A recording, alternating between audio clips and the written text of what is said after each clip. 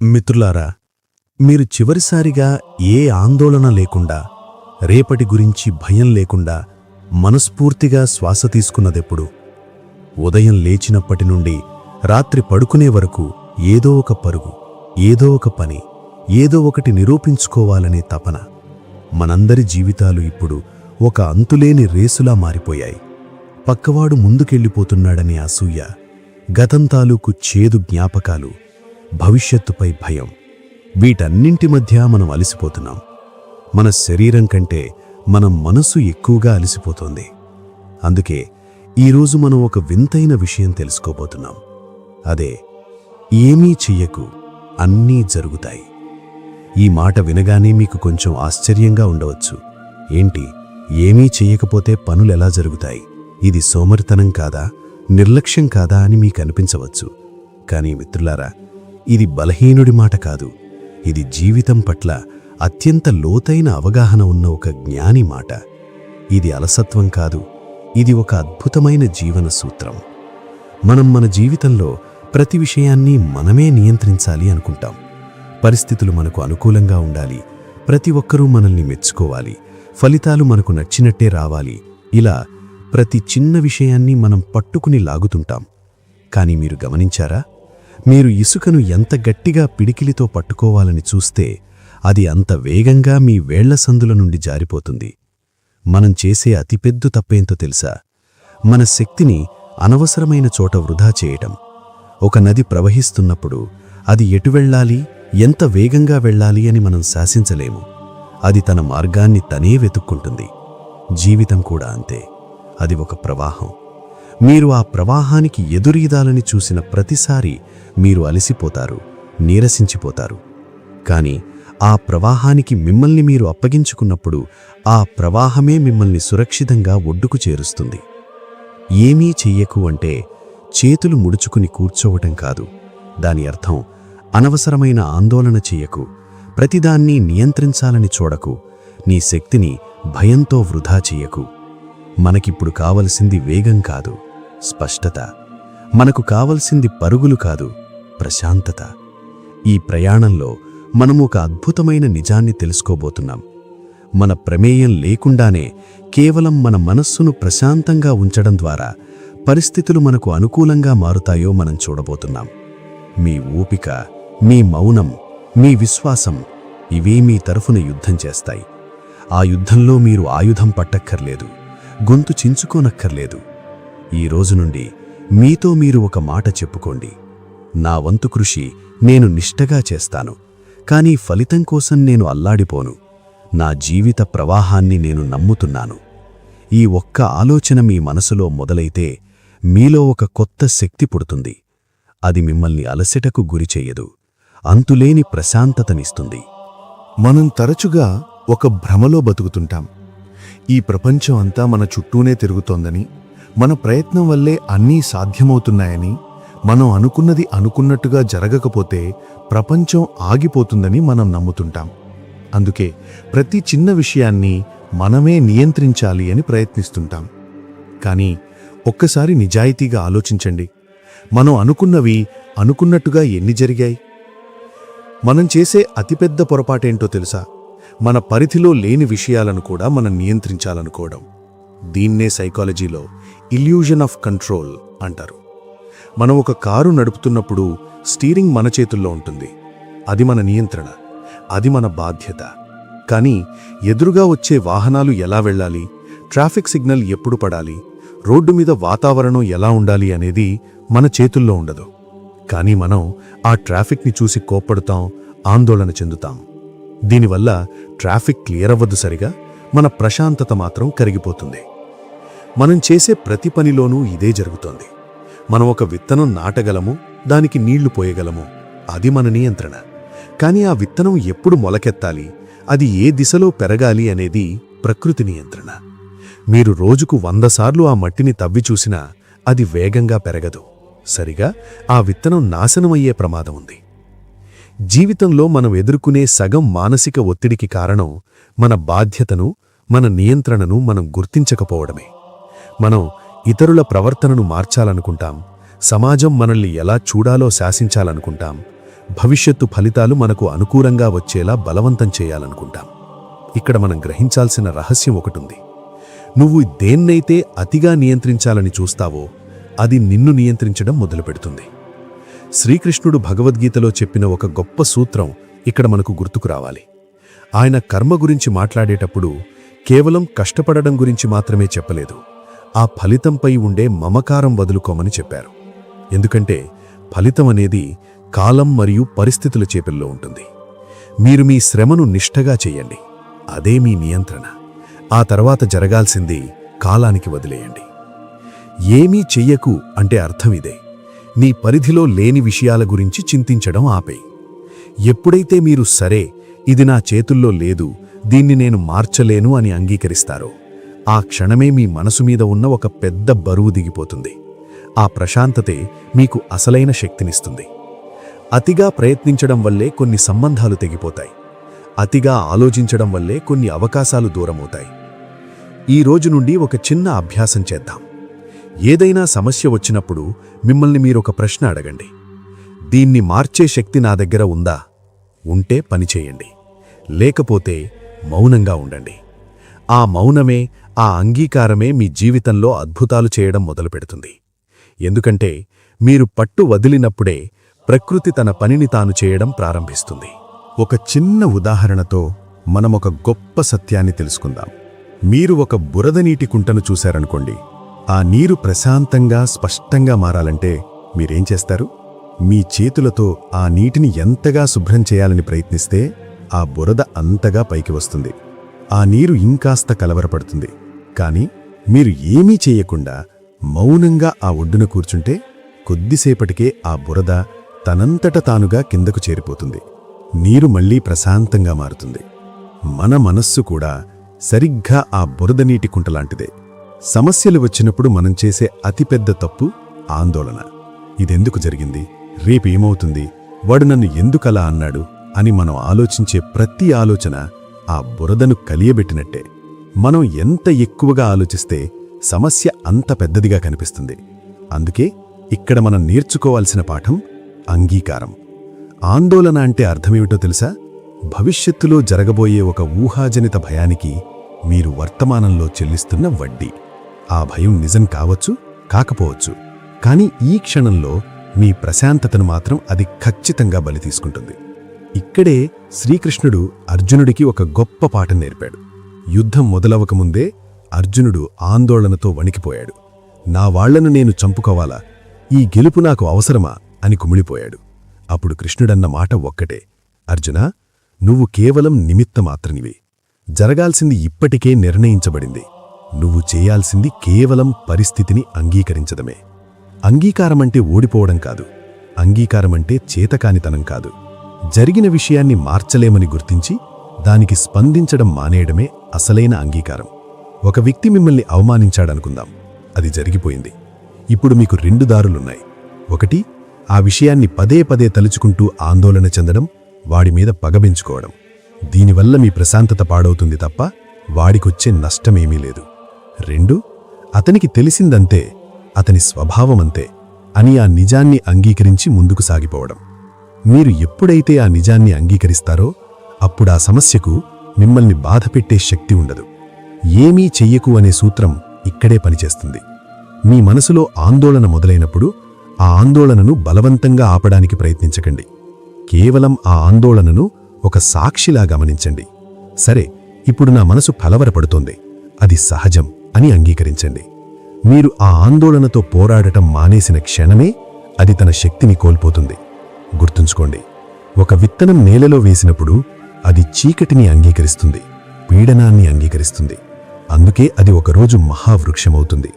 మీరు కూడా మీ జీవితంలోని కష్టాలను, ఆలస్యాలను, అవమానాలను అంగీకరించడం నేర్చుకుంటే మీరు ఒక అజేయమైన శక్తిగా మారతారు. ఎప్పుడైతే మీరు జరిగింది మంచిదే, జరగబోయేది ఇంకా మంచిదే అని నమ్ముతారో అప్పుడే విశ్వం మీకు అనుకూలంగా మారుతుంది. ఈ ప్రపంచంలో అత్యంత శక్తివంతమైన ఆయుధమేంటో తెలుసా? అది కత్తి కాదు, ఆటోబాంబు కాదు, అది సహనం. ప్రకృతి మనకు నేర్పే అతిపెద్ద పాఠం కూడా ఇదే. ఒక్కసారి ఆలోచించండి, మీరొక అద్భుతమైన మామిడి విత్తనాన్ని తెచ్చి మట్టిలో నాటారు అనుకుందాం. దానికి ప్రతిరోజు నీళ్లు పోస్తున్నారు, ఎరువు వేస్తున్నారు.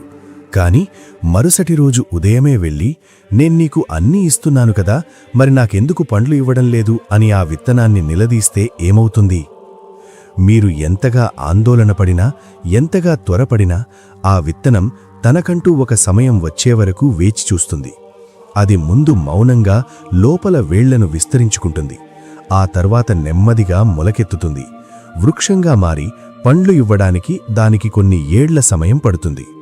ఇక్కడ మనం గ్రహించాల్సిన రహస్యమేంటంటే, ప్రతి విజయానికి ఒక గర్భధారణ కాలం ఉంటుంది. మనం మన జీవితంలో ఏదైనా పని మొదలుపెట్టగానే వెంటనే ఫలితం రావాలని కోరుకుంటాం. ఒక అడుగు వేయగానే గమ్యం చేరిపోవాలని ఆరాటపడతాం. ఒకవేళ ఆలస్యమైతే నాకు అదృష్టం లేదు, దేవుడు నన్ను పట్టించుకోవడం లేదు అని నిరాశ చెందుతాం. కాని మిత్రులారా, ఆ విత్తనంలాగే మీ కృషి కూడా లోపల వేళ్లను నాటుకుంటోంది. ఫలితం బయటకు కనిపించనంత మాత్రాన అక్కడ ఏమీ జరగడం లేదని అర్థం కాదు. ఏమీ చెయ్యకు అంటే అర్థమిక్కడే మారుతుంది. మీ వంతు కృషి నువ్వు చేశావు కదా, ఇక ఆ ఫలితం ఎదగడానికి కాలాన్ని అనుమతించు. కాలాన్ని గౌరవించడం నేర్చుకోండి. ఎందుకంటే కాలమనేది ఒక గొప్ప వడపోత యంత్రం. అది అర్హత ఉన్నవారికే అద్భుతమైన ఫలాలను ఇస్తుంది. శ్రీకృష్ణుడు భగవద్గీతలో ఒక మాటంటారు, కాలః కలయతామహం, అంటే గణించేవారిలో నేను కాలాన్ని. కాలం గడుస్తున్న కొద్దీ మీ ఓపిక పెరుగుతుంది, మీలో పరిణతి వస్తుంది. మీరు తొందరపడి ఒక పండును బలవంతంగా కోస్తే అది చేదుగా ఉంటుంది. కానీ కాలం పండించిన పండు అత్యంత మధురంగా ఉంటుంది. మీ జీవితంలో వస్తున్న ఆలస్యాలు మిమ్మల్ని ఆపడానికి వస్తున్నవి కావు, మిమ్మల్ని సిద్ధం చేయడానికి వస్తున్నవి. మనం చేసే అతిపెద్ద తప్పేంటో తెలుసా? ఎదుటివారి ఎదుగుదలను చూసి మన వేగాన్ని పెంచాలని చూడటం. పక్కవాడి చెట్టుకు పండ్లు వచ్చాయని మన విత్తనాన్ని తవ్వి బయటకు తీస్తే అది నాశనమైపోతుంది. నీ విత్తనం వేరు, నీ నేల వేరు, నీ కాలం వేరు. ఈ రోజు నుండి ఒక్కటి గుర్తుంచుకోండి, మీరు చేస్తున్న శ్రమ వృధా పోదు. అది ప్రకృతి అకౌంట్లో జమవుతోంది. సమయం వచ్చినప్పుడు అది వడ్డీతో సహా మీకు తిరిగి వస్తుంది. ఆ సమయం వచ్చే వరకు మీరు చెయ్యాల్సిన ఏకైక పని విశ్వాసంతో వేచి చూడటం. మీ జీవితంలో ఎప్పుడైనా ఇలా జరిగిందా? మీరు చాలా మంచి పని చేశారు, కానీ ఎవ్వరూ మిమ్మల్ని గుర్తించలేదు. మీరు ఎంతో నిజాయితీగా ఉన్నారు, కానీ ఎదుటివారు మిమ్మల్ని అపార్థం చేసుకున్నారు. ఆ క్షణంలో మీ మనసులో కలిగే మొదటి ఆలోచనేంటి? నేను ఎవరో వీరికి నిరూపించుకోవాలి, నేను ఎంత మంచోడ్నో వీరికి అర్థమయ్యేలా చెప్పాలి అని ఆరాటపడతారు కదూ. కానీ గుర్తుంచుకోండి, మీరు మీ విలువను నిరూపించుకోవాలని ప్రయత్నిస్తున్నారంటే మీ విలువను మీరే తగ్గించుకుంటున్నారని అర్థం. ఒక్కసారి ఆలోచించండి, సూర్యుడెప్పుడైనా ఉదయాన్నే వచ్చి నేను వెలుగునిస్తాను, నేను చాలా గొప్పవాణ్ణి అని ఎవరికైనా నిరూపించుకుంటాడా? లేదు. ఆయన తన పని తాను చేసుకుంటూ ప్రకాశిస్తాడు. ప్రపంచమే ఆ వెలుగును గుర్తిస్తుంది. పులి తన బలాన్ని నిరూపించుకోవడానికి ప్రతిరోజూ అడవిలో ప్రకటనలు చేయదు. దాని అడుగుజాడలే దాని శక్తిని చాటుతాయి. మనం చేసే అతిపెద్ద తప్పేంటో తెలుసా? మన నిజం కంటే ఇతరుల అభిప్రాయం గొప్పదని నమ్మడం. ఎవరో మిమ్మల్ని తక్కువన్నారని మీరు అల్లాడిపోతుంటే మీరు వారి ఆలోచనలకు బానిసలైపోయారని అర్థం. శ్రీకృష్ణుడు కురుక్షేత్ర సభలో ఉన్నప్పుడు శిశుపాలుడు 100 రకాల నిందలు వేశాడు. కృష్ణుడు మౌనంగా చిరునవ్వుతో ఉన్నాడు. ఆయన తన దైవత్వాన్ని నిరూపించుకోవడానికి అక్కడ అద్భుతాలు చేయలేదు. ఎందుకంటే ఆయనకు తెలుసు, నిజం ఎప్పుడూ నిరూపించుకోవాల్సిన అవసరం లేదు, అది వెల్లడవ్వడానికి సమయం కోసం వేచి చూస్తుందంటే. ఏమీ చెయ్యకు అంటే అర్థం ఇదే. నీ విలువను నిరూపించుకోవడానికి తాపత్రయపడకు. నువ్వు నిజాయితీగా ఉంటే, నువ్వు కష్టపడుతుంటే ఆ శ్రమ నీ తరపున మాట్లాడుతుంది. గాలికి సువాసన ఉంటే అది ఊరంతా వ్యాపిస్తుంది, దానికి మాటలక్కర్లేదు. అలాగే నీ వ్యక్తిత్వం గొప్పదైతే అది నిశ్శబ్దంగానే ప్రపంచానికి తెలుస్తుంది. చాలామంది తమ శక్తిని వాదనల్లో, వివరణల్లో వృధా చేస్తారు. నేను తప్పు చేయలేదు, నా పరిస్థితి ఇది అని ఎదుటివారి కాళ్ల దగ్గర పడి బ్రతిమాలుతుంటారు. కాని గుర్తుంచుకోండి, నిన్ను ప్రేమించేవారికి నీ వివరణ అక్కర్లేదు. నిన్ను ద్వేషించేవాడు నీ వివరణను నమ్మడు. మరి ఎవరికోసం ఈ ప్రయత్నం? ఈ రోజు నుండి ఒక్కటి గుర్తుంచుకోండి, నీ విలువ నీ లోపల ఉంది, ఎదుటివాడి కళ్లల్లో కాదు. వజ్రాన్ని బురదలో వేసినా దాని విలువ తగ్గదు. అలాగే కాలం నీ మీద నిందలు వేసినా నీ నిజాయితీ నిన్ను కాపాడుతుంది. నిన్ను అర్థం చేసుకునేవారు స్వయంగా వస్తారు. నీ కృషికి సరైన ఫలితం సరైన సమయంలోనే అందుతుంది. అనవసరమైన స్పందనలే మనల్ని బలహీనపరుస్తాయి. నువ్వు ఎప్పుడైతే మౌనంగా నీ పనిని నువ్వు చేసుకుంటూ పోతావో అప్పుడు నీ శత్రువులకు కూడా నీ మీద గౌరవం పెరుగుతుంది. ఎందుకంటే నిన్నెవ్వరూ కదిలించలేరు అని వారికి అర్థమవుతుంది. ఆ మౌనమే నీ సుదర్శన చక్రం. ఒక చిన్న ప్రశ్న. మిమ్మల్ని ఎవరైనా కావాలని రెచ్చగొడుతున్నప్పుడు లేదా మీ గురించి అబద్ధాలు ప్రచారం చేస్తున్నప్పుడు మీరేం చేస్తారు? వెంటనే స్పందిస్తారు కదూ? నేను కాదని నిరూపించడానికి గొంతు చించుకుంటారు. వారితో గొడవకు దిగుతారు. కాని మీరెప్పుడైనా గమనించారా? మీరు ఎంతగా అరిస్తే అవతలివాడు అంతగా గెలుస్తున్నాడు. ఎందుకంటే వాడు ఆశించిన రియాక్షన్ మీరిచ్చేశారు. మనం చేసే అతిపెద్ద తప్పేంటో తెలుసా? ప్రతి చిన్న కుక్క మురుగుతుందని మనం రాయి విసరడం. మీరు ప్రతి విమర్శకు సమాధానం చెప్పుకుంటూ కూర్చుంటే మీ జీవితం మీ చేతుల్లో ఉండదు. అది ఎదుటివారి చేతుల్లో ఒక రిమోట్ కంట్రోల్లా మారిపోతుంది. వాడు ఒక బటన్ నొక్కితే మీరు కోప్పడాలి. వాడు ఒక మాట అంటే మీరు ఏడవాలి. ఇదేనా మీ జీవితం? అందుకే ఏమీ చెయ్యకు అనే సూత్రం ఇక్కడ ఒక ఆయుధంలా మారుతుంది. అదే మౌనం. మౌనం అంటే చేతకానితనం కాదు.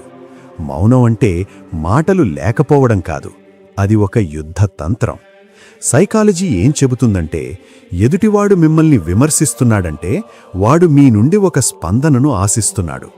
మీరు గనక మౌనంగా ఉంటే వాడు వేసిన బాణం తిరిగి వాడికే తగులుతుంది. వాడు తన అహంకారంతో వేసిన అరుపులు ఆ నిశ్శబ్దంలో ప్రతిధ్వనించి వాడినే భయపెడతాయి. శ్రీకృష్ణుడు కురుక్షేత్ర యుద్ధానికి ముందు రాయభారానికి వెళ్ళినప్పుడు దుర్యోధనుడు ఆయన్ని ఎన్నో రకాలుగా అవమానించాడు, బంధించాలని చూశాడు. కాని కృష్ణుడు ఆవేశపడలేదు, వాదించలేదు. ఆయన ఒక చిన్న చిరునవ్వుతో మౌనంగా నిలబడ్డారు. ఆ మౌనమే కౌరవ సభలో ఒక తెలియని భయాన్ని పుట్టించింది. గుర్తుంచుకోండి, సముద్రం ఎప్పుడూ గంభీరంగా, నిశ్శబ్దంగా ఉంటుంది. అందుకే అందులో ఎన్ని నదులు కలిసినా అది చలించదు. కాని ఒక చిన్న చెరువులో రాయి వేస్తే అది వెంటనే అలజడికి లోనవుతుంది. మీ వ్యక్తిత్వం సముద్రంలా ఉండాలి. నీ విలువ తెలిసినప్పుడు, నీ నిజం నీకు అర్థమైనప్పుడు ప్రపంచం చేసే గోల నీకు కేవలం ఒక చిన్న శబ్దంలాగే వినిపిస్తుంది. చాలామంది అడుగుతారు, మౌనంగా ఉంటే ఎదుటివాడు మనల్ని ఇంకా తొక్కేస్తాడు కదా అని. నిజానికి నువ్వు మౌనంగా ఉండి నీ పని నువ్వు చేసుకుంటూ పోతుంటే నీ ఎదుగుదలే వాడికి అతిపెద్ద శిక్ష అవుతుంది. నువ్వు స్పందించకపోతే కొన్ని వాదనలు వాటంత అవే చల్లారిపోతాయి. మంటకు బ్రాలి తోడవకపోతే అది ఆరిపోవాల్సిందే. మీ స్పందనే ఆ మంటకు గాలిలాంటిది. ఈ రోజు నుండి ఒక నిర్ణయం తీసుకోండి. ఎవరైనా మిమ్మల్ని కావాలని రెచ్చగొడితే వారితో వాదించకండి.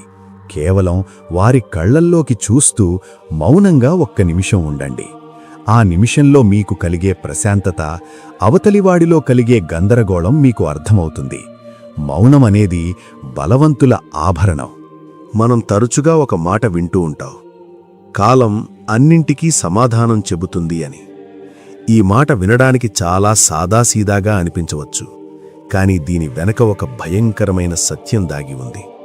ఈ ప్రపంచంలో ఎవరైనా తప్పు చేసి మనుషుల కళ్ల నుండి తప్పించుకోవచ్చు, చట్టం నుండి తప్పించుకోవచ్చు.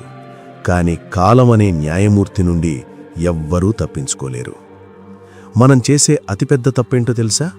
మనకు జరిగిన అన్యాయానికి వెంటనే న్యాయం జరిగిపోవాలని కోరుకోవడం. ఒకరు మనల్ని మోసం చేసినప్పుడు లేదా అవమానించినప్పుడు వెంటనే వారికి శిక్ష పడాలని ఆరాటపడతాం. ఆ ఆవేశంలో మనం చేసే పనులే మనల్ని ఇంకాస్త ఇబ్బందుల్లోకి నెట్టేస్తాయి. కాని ఇక్కడ మనం మర్చిపోతున్న రహస్యం ఒక్కటే, ప్రకృతి ఎప్పుడూ నిద్రపోదు, అది ప్రతిదీ గమనిస్తూనే ఉంటుంది. శ్రీకృష్ణుడు భగవద్గీతలో ఒక అద్భుతమైన మాట చెప్పారు, కాలః కలయతామహం, అంటే లెక్కించేవారిలో నేను కాలాన్ని. మీరు ఎవరికైనా మంచి చేసినా, ఎవరైనా మీకు చెడు చేసినా ప్రతి చిన్న పని కాలం అనే ఖాతాలో జమ అవుతుంది. మీరు ఓపిక పట్టారు అంటే అర్థం చేతకానితనం కాదు, మీరు ఆ భగవంతుడి న్యాయం మీద నమ్మకం ఉంచారు అని అర్థం. ఏమీ చెయ్యకు అంటే అర్థం ఇదే. నువ్వు నీ నిజాయితీని కాపాడుకో, కాలం నీ తరపున వాదిస్తుంది. ఒక విత్తనం నాటగానే అది మరుసటి రోజు ఫలాన్నివ్వదు కదా, అది తన సమయం కోసం వేచి చూస్తుంది. అలాగే నీ శ్రమకు, నీ ఓపికకు ఫలితం రావడానికి ఒక సమయం ఉంటుంది. ఆ సమయం వచ్చినప్పుడు నిన్ను అడ్డుకున్నవారే నీ ఎదుగుదలకు సాక్షులుగా నిలుస్తారు. ఒక్కటి గమనించండి, సూర్యుడు అస్తమించినప్పుడు ఆ చీకటి శాశ్వతం అని మనం అనుకోం కదా. ఎందుకంటే కాలం చక్రం తిరుగుతుందని, మళ్లీ ఉదయం వస్తుందని మనకు తెలుసు. మీ జీవితంలో వస్తున్న కష్టాలు కూడా ఒక చీకటి లాంటివే. మీరు ఆందోళన చెంది సూర్యుణ్ణి బలవంతంగా పైకి తీసుకురాలేరు. మీరు చెయ్యాల్సింది ఒక్కటే, ఆ రాత్రి గడిచే వరకు ధైర్యంగా, ప్రశాంతంగా వేచి చూడడం. కాలం తన పని తాను చేసుకుంటూ పోతుంది. చాలామంది అడుగుతారు, మరి మోసం చేసినవారు సుఖంగా ఉన్నారు కదా అని. గుర్తుంచుకోండి, కాలం అనేది ఒక బూమరాంగ్ లాంటిది. మీరు విసిరినది తిరిగి మీ దగ్గరకే వస్తుంది. వారు అనుభవిస్తున్న సుఖం వారి పుణ్యం కరిగిపోయే వరకు మాత్రమే. ఆ పుణ్యం కరిగిపోయిన క్షణం కాలం ఇచ్చే శిక్ష చాలా బలంగా ఉంటుంది. ఈ రోజు నుండి ఒక నమ్మకాన్ని పెంచుకోండి. నీ నిజాయితీ వృధా పోదు. నీ శ్రమకు గుర్తింపు రాకపోయినా బాధపడకు. ఎందుకంటే ప్రపంచం నిన్ను గమనించకపోయినా కాలం గమనిస్తోంది. అది సరైన సమయంలో, సరైన మార్గంలో నీకు దక్కాల్సింది దక్కేలా చేస్తుంది. నువ్వు ఆందోళన పడాల్సిన అవసరం లేదు. నువ్వు పోరాడాల్సిన అవసరం లేదు. కేవలం నీ పని నువ్వు చేస్తూ కాలం మీద నమ్మకం ఉంచు. అపజయం. ఈ మాట వినగానే మనలో చాలామందికి ఒక రకమైన భయం, నిరాశ కలుగుతాయి. మనం ఏదైనా పని మొదలుపెట్టి అది అనుకున్నట్టుగా జరగకపోతే వెంటనే మనల్ని మనం తక్కువ చేసుకుంటాం. నేను పనికిరాను, నా తలరాత ఇంతే, ఇక నా వల్ల ఏమీ కాదు అని లోపల కుమిలిపోతాం. కాని ఒక్కసారి ఆలోచించండి, ఒక మేస్త్రి ఒక పాత గోడను ఎందుకు కూల్చేస్తాడు? ఎందుకంటే అక్కడ అంతకంటే బలమైన, అందమైన భవనాన్ని నిర్మించడానికి. మీ జీవితంలో ఎదురయ్యే అపజయం కూడా సరిగ్గా అలాంటిదే. అది మిమ్మల్ని కూల్చడానికి రాలేదు, మిమ్మల్ని మరింత బలంగా రీడిజైన్ చేయడానికి వచ్చింది. చాలామంది ఒక చిన్న ఓటమిని చూసి గుండెల్లో పెట్టుకుని ఆగిపోతారు. కాని చరిత్ర సృష్టించిన ఏ ఒక్క వ్యక్తిని చూసినా వారి విజయాల కంటే వారి అపజయాలే ఎక్కువగా కనిపిస్తాయి. థామస్ ఆల్వా ఎడిసన్ బల్బు కనిపెట్టడానికి ముందు 1000 సార్లు విఫలమయ్యాడు. కాని ఆయన ఏమన్నారో తెలుసా? నేను 1000 సార్లు ఓడిపోలేదు, బల్బు వెలగడానికి పనికిరాని 1000 మార్గాలను కనిపెట్టాను అని. అపజయమనేది ఒక అంతం కాదు, అదొక దిశానిర్దేశం. ఏమీ చెయ్యకు అనే సూత్రం ఇక్కడ ఒక గొప్ప ధైర్యాన్నిస్తుంది. అపజయం ఎదురైనప్పుడు మనం చేసే అతిపెద్ద తప్పు గందరగోళం. మనం ఏదో ఒకటి చేసేసి ఆ పరిస్థితిని వెంటనే మార్చేయాలి అనుకుంటాం. కాని అపజయం వచ్చినప్పుడు మీరు చేయాల్సింది ఆగి ఆలోచించడం. ఆ అపజయం మీకు ఏం నేర్పిస్తోందో గమనించడం. శ్రీకృష్ణుడు అర్జునుడికి నేర్పిన కర్మ సిద్ధాంతంలో ఒక రహస్యముంది. ఫలితం మన చేతిలో లేనప్పుడు అపజయం మనల్ని బాధించదు. ఎందుకంటే మనం మన వంతు ప్రయత్నాన్ని నిష్ఠగా చేశాం. ఒకవేళ అది విఫలమైతే ప్రకృతి మనకొక మెసేజ్ ఇస్తోంది అని అర్థం. నువ్వు ఎంచుకున్న దారిలో లోపముంది, లేదా నీకు ఇవ్వాల్సిన విజయం ఇంకా పెద్దది, అందుకే ఇప్పుడు నిన్ను ఆపాను అని. గుర్తుంచుకోండి, విల్లు నుండి బాణం వేగంగా ముందుకు వెళ్లాలంటే అది మొదట వెనక్కి లాగబడాలి. మీ జీవితంలో అపజయం మిమ్మల్ని వెనక్కి లాగుతోంది అంటే అది మిమ్మల్ని ఒక గొప్ప విజయం వైపు వేగంగా విసరబోతోంది అని అర్థం. ఆ సమయంలో మీరు ఆందోళన చెంది విల్లుని విరిచేయకండి. ప్రశాంతంగా ఉండండి, మీ కృషిని కొనసాగించండి. ఆ ఓటమి మీ వ్యక్తిత్వానికి ఒక పదును పెడుతుంది. మనం పడే ప్రతి దెబ్బ మనలోని అహంకారాన్ని తగ్గిస్తుంది, మన ఆలోచనలకు స్పష్టతనిస్తుంది. అపజయం పాలైనప్పుడు ప్రపంచం నిన్ను తక్కువగా చూడవచ్చు, కాని ఆ నిశ్శబ్దంలోనే నీ అసలైన ఎదుగుదల మొదలవుతుంది. నువ్వు ఆ ఓటమిని అంగీకరించి మౌనంగా నీ లోపాలను సరిచేసుకుంటూ వెళ్తే ఒకరోజు నీ విజయం చేసే శబ్దం ముందు ఈ ప్రపంచం తలవంచుతుంది. నిజానికి అపజయమనేది ఒక గొప్ప ఉపాధ్యాయుడు. అది మనకు ఎవరు మనవారో ఎవరు కారో చూపిస్తుంది. మనలోని అసలైన బలం ఏంటో మనకు పరిచయం చేస్తుంది. అపజయాన్ని పునాదిగా మార్చుకున్నవాడే శిఖరాన్ని చేరుతాడు.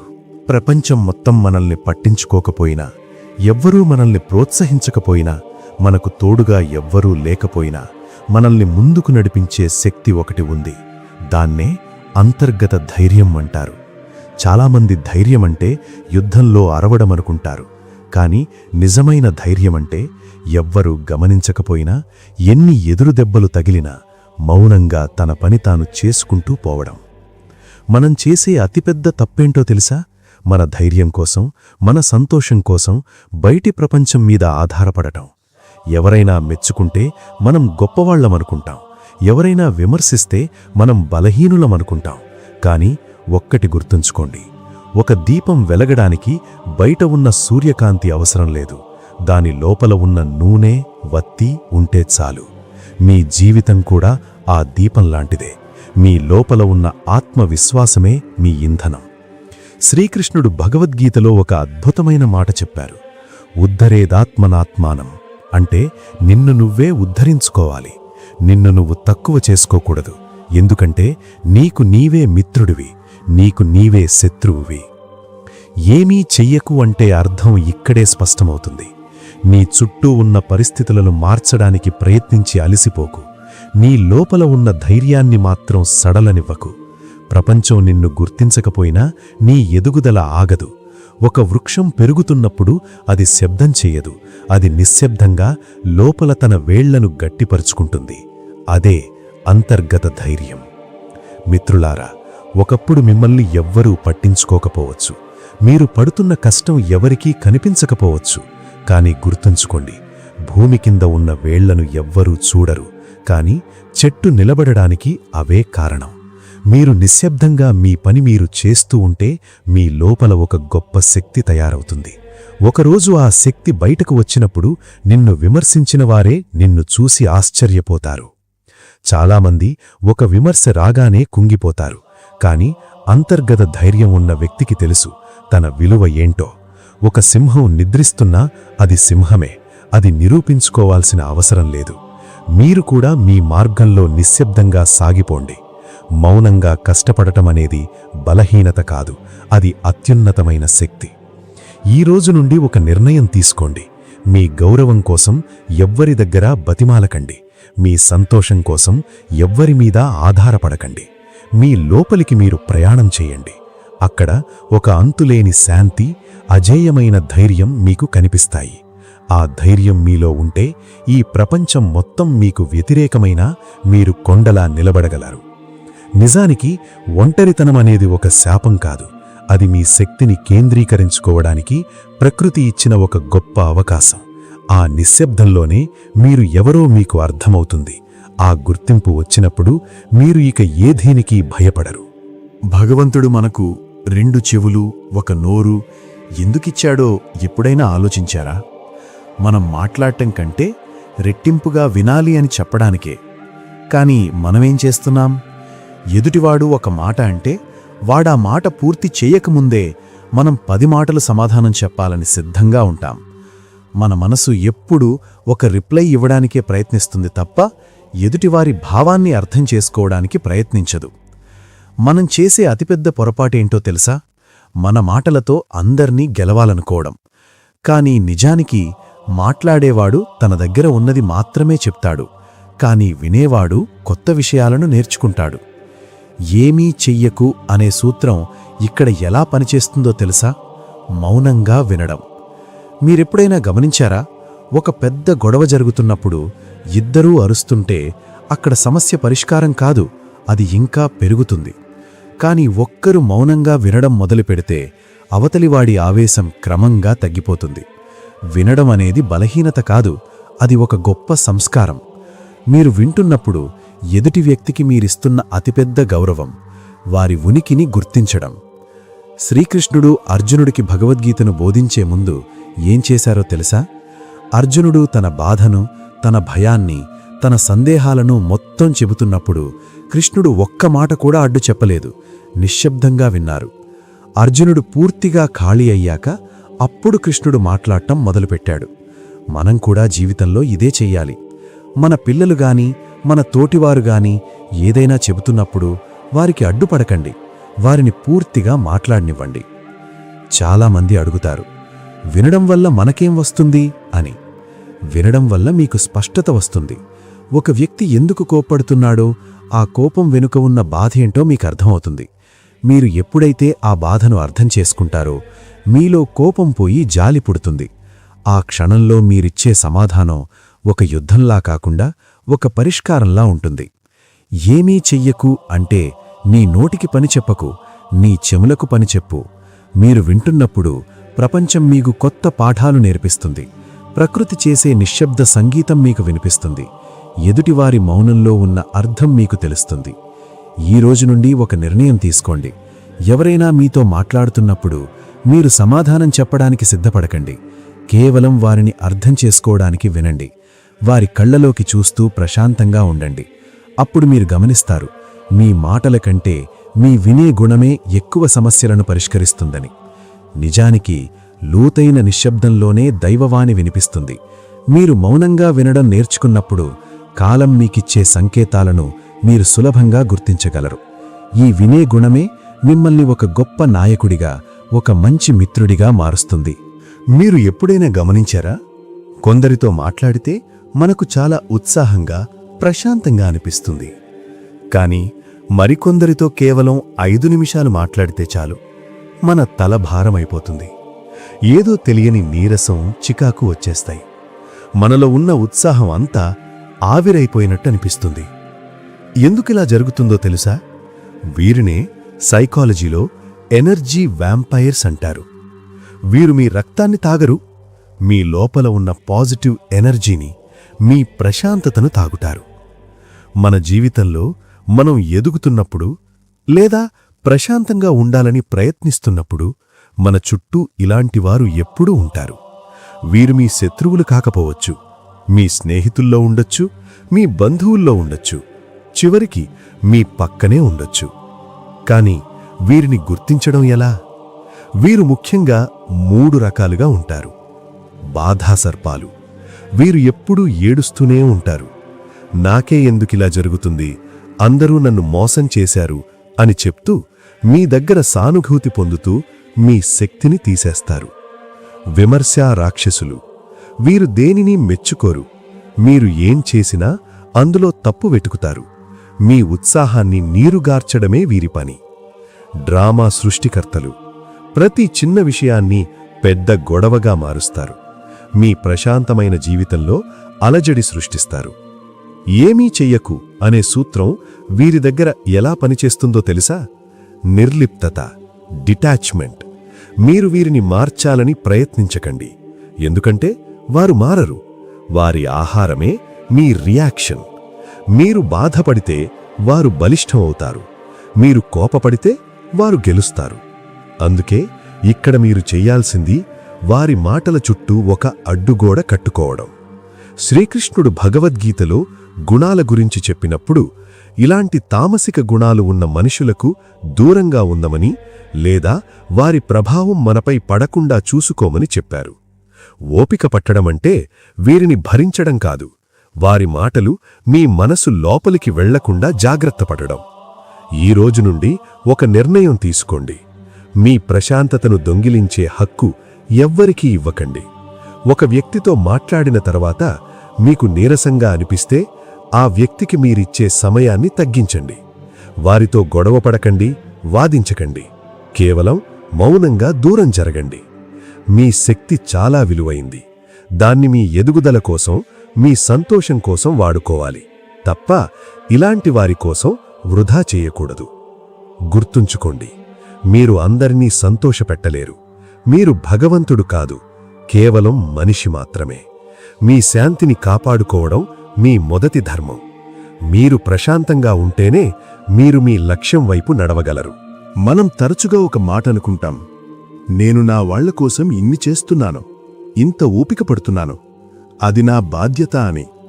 కాని ఒక్క క్షణం ఆగి ఆలోచించండి.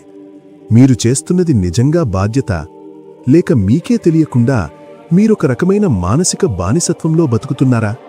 ఈ రెండింటికీ మధ్య ఉన్న తేడా చాలా సన్నగా ఉంటుంది, కాని అది మీ జీవితాన్ని నరకం చేయగలదు లేదా స్వర్గం చేయగలదు. బాధ్యత అంటే ఏమిటో తెలుసా? అది ప్రేమతో చేసేది. ఎదుటివారి ఎదుగుదల కోసం మీరిచ్చే మద్దతు అది. కానీ బానిసత్వం అంటే ఎదుటివారు మిమ్మల్ని అవమానిస్తున్నా, మీ విలువను తగ్గించేస్తున్నా, నా మనిషి కదా, పడాలి అని భరించడం. మీరొక విషయాన్ని గమనించండి. మీరు ఓపిక అనే ముసుగులో ఎవరినైతే భరిస్తున్నారో, నిజానికి మీరు వారిని మార్చడం లేదు, వారి అహంకారాన్ని ఇంకాస్త పెంచుతున్నారు. మనం చేసే అతిపెద్ద తప్పు ఏంకో తెలుసా? మన సంతోషాన్ని వేరే వాళ్ల చేతుల్లో పెట్టేసి వారు మనల్ని బాగా చూసుకోవాలని ఆశించడం. శ్రీకృష్ణుడు అర్జునుడికి నేర్పిన పాఠమిదే. నీ ధర్మాన్ని నువ్వు నెరవేర్చు, కాని ఆ బంధాలలో చిక్కుకుపోకు. కృష్ణుడు కుంతీదేవికి కొడుకుగా బాధ్యతను నెరవేర్చాడు, యశోదమ్మకు బిడ్డగా ప్రేమనిచ్చాడు. కాని ఏ ఒక్క బంధం ఆయనను కట్టిపడేయలేదు. ఏమీ చెయ్యకు అనే సూత్రం ఇక్కడ ఎలా పనిచేస్తుందో తెలుసా? Emotional detachment. అంటే బంధంలోనే ఉండండి, కాని ఆ బంధమిచ్చే బాధను మీ మనసు లోపలికి రానివ్వకండి. మీరు ఒక వ్యక్తికి సహాయం చేస్తున్నారు అంటే అది మీ గొప్పతనం. కాని ఆ వ్యక్తి తిరిగి మిమ్మల్ని మెచ్చుకోవాలని కోరుకుంటే అది మీ బలహీనత. ఆ మెప్పు రానప్పుడు మీరు బాధపడతారు, అక్కడే మీరు బానిసవుతారు. చాలామంది తమ ఓపికను చేతకానితనంగా మార్చుకుంటారు. నేను ఎదురు తిరిగితే బంధం తెగిపోతుందేమో, నలుగురు ఏమనుకుంటారో అనే భయంతో నలిగిపోతుంటారు. గుర్తుంచుకోండి, మీ ప్రశాంతతను బలి ఇచ్చి నిలబెట్టుకునే ఏ బంధం కూడా మీకు సంతోషాన్నివ్వదు. మీరు మీ విలువను గుర్తించినప్పుడే ప్రపంచం మిమ్మల్ని గౌరవిస్తుంది. ఈ రోజు నుండి ఒక గీత గీసుకోండి. మీ బాధ్యత ఎంతవరకు? నువ్వు చెయ్యాల్సిన పని చేశావా? అయితే చాలు. అవతలివాడు కృతజ్ఞత చూపిస్తాడా లేదా, వాడు నిన్ను గౌరవిస్తాడా లేదా అనేది నీ సమస్య కాదు, అది వాడి సంస్కారం. నువ్వు నీ మనసును ప్రశాంతంగా ఉంచుకోవడమే నీ మొదటి బాధ్యత. ఇప్పటివరకు మనం సమాజం గురించి, ఎదుటివారి గురించి మాట్లాడుకున్నాం. కానీ వీటన్నింటికంటే ముఖ్యమైనది ఒకటి ఉంది. అదే మిమ్మల్ని మీరు కాపాడుకోవడం. బయట నుండి వచ్చే అవమానాలు, విమర్శలు, నెగటివ్ మాటలు మీ మనసు అనే కోటలోకి ప్రవేశించకుండా అడ్డుకునే ఒక అదృశ్య కవచం మీకవసరం. దాన్నే కృష్ణ కవచం అంటారు. ఈ కవచం అంటే ఏమిటో తెలుసా? అది మీ ఆత్మగౌరవం మరియు స్థితప్రజ్ఞత. ఒక అద్దం మీద నీళ్లు చల్లితే అవి ఎలా జారిపోతాయో, ఎదుటివారి విషపూరితమైన మాటలు మీ మనసు మీద ఏ గుర్తు మిగల్చకుండా జారిపోవాలి. ఇది సాధ్యమా అంటే ఖచ్చితంగా సాధ్యమే. దీనికి ఒక అద్భుతమైన సైకలాజికల్ టెక్నిక్ ఉంది. ఎవరైనా మిమ్మల్ని కావాలని రెచ్చగొడుతున్నప్పుడు లేదా అవమానిస్తున్నప్పుడు మీరు వారిని ఒక మనిషిలా కాకుండా ఒక రోగిలా చూడండి. అవును, మానసిక ప్రశాంతత లేనివాడు, అసూయతో నిండినవాడు ఒక రోగితో సమానం. ఒక పిచ్చివాడు మిమ్మల్ని రోడ్డు మీద వెళుతుంటే తిడితే మీరు తిరిగి తిడతారా? లేదు కదా. పాపం, వాడికి పిచ్చి అని జాలిపడి వెళ్ళిపోతారు. మీ ఓపికను పరీక్షించే మనుషుల విషయంలో కూడా ఇదే సూత్రాన్ని వాడండి. వీరికి ఇంతకంటే సంస్కారం తెలియదు, వీరి స్థాయి ఇంతే అని మనసులో ఒక్క మాట అనుకోండి. ఆ క్షణం వారి మాటల్లోని పవర్ పోతుంది. ఆ మాటలు మీ హృదయం వరకు చేరవు. అదే మీ కృష్ణ కవచం. మనం చేసే అతిపెద్ద తప్పేంటో తెలుసా? మన సంతోషం అనే తాళం చెవిని ఎదుటివారి చేతిలో పెడతాం. వాడు పొగిడితే నవ్వుతాం, వాడు తిడితే ఏడుస్తాం. అంటే మీ జీవితం వారి దయాదాక్షిణ్యాల మీద ఆధారపడి ఉందా? శ్రీకృష్ణుడు కురుక్షేత్రంలో అస్త్రశస్త్రాలు పట్టలేదు, కాని ఆయన చుట్టూ ఉన్న ఆ ప్రశాంతతే ఆయనను అజేయుడిని చేసింది. ఆయనకు తెలుసు తన విలువేంటో. ఏమీ చెయ్యకు అంటే నీ ఆత్మగౌరవాన్ని కాపాడుకోవడానికి వారితో యుద్ధం చెయ్యకు. నీ లోపల నువ్వు కొండలా నిలబడు. నువ్వు ఎప్పుడైతే రియాక్ట్ అవ్వవో అప్పుడు ఆ నెగటివ్ ఎనర్జీ అంతా తిరిగి వాళ్లకే తగులుతుంది. ఇది తిట్టడం కంటే, కొట్టడం కంటే భయంకరమైన శిక్ష. ఎదుటివాడు విసిరే విమర్శ ఒక కానుకలాంటిది. మీరు దాన్ని తీసుకోనంతకాలం అది వాడి దగ్గరే ఉండిపోతుంది. చాలామంది ఓపిక అనే ముసుగులో తమ ఆత్మగౌరవాన్ని చంపుకుంటారు. అది తప్పు. ఆత్మగౌరవం లేని చోట ఓపిక అనేది బలహీనత. మీరు ఎవరికైనా అవకాశం ఇస్తున్నారు అంటే అది మీ సంస్కారం. కాని వారు పదే పదే మీ కవచాన్ని దాటి మిమ్మల్ని గాయపరుస్తుంటే అక్కడ మీరు మౌనాన్ని వీడాలి. మౌనం అంటే కేవలం మాట్లాడకపోవడం కాదు, వారిని మీ జీవితం నుండి మానసికంగా తొలగించడం. ఈరోజు నుండి మీ కృష్ణ కవచాన్ని ధరించండి. ఎవరి మాటను మీ ఆత్మగౌరవం కంటే ఎక్కువగా ప్రేమించకండి. మీరు మీ విలువను గుర్తించిన రోజు ఈ ప్రపంచం మొత్తం మిమ్మల్ని గౌరవించడం మొదలుపెడుతుంది. ఎందుకంటే నిన్ను నువ్వు గౌరవించుకోలేనప్పుడు ఇంకెవరు నిన్ను గౌరవిస్తారు?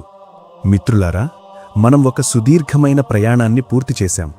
ఇప్పటివరకు మనం చర్చించుకున్న ఈ సూత్రాలు కేవలం మాటలు కావు, ఇవి మన జీవితాన్ని మార్చే మంత్రాలు.